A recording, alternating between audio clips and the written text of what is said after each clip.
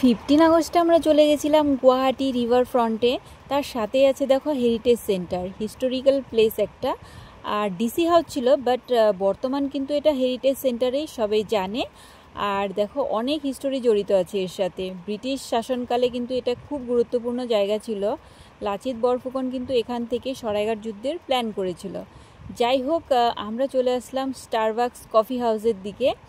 এটা কিন্তু একটা বিদেশি কোম্পানি, আর এখানে কিন্তু সেলিব্রিটি কফি পাওয়া যায়। 325 টাকা একটা কফির দাম। কি ভাবছো কফি খেতে এসেছি? আরে না না, 325 টাকা দিয়ে কফি কিনে কিন্তু 1 মাস খাবো। তবে একদিন কিন্তু খেতে হবে সেলিব্রিটি কফি। যাই হোক, এখানে কিন্তু একটা ছোটো মোটো স্টেডিয়াম আছে, খুব সুন্দর লাইটিং করা। এখানে অনেকে পারফরমেন্স করে, বাট আজকে কোনো পারফরমেন্স হচ্ছে না। আর লাইটিংগুলো কিন্তু খুব সুন্দর দেখতে।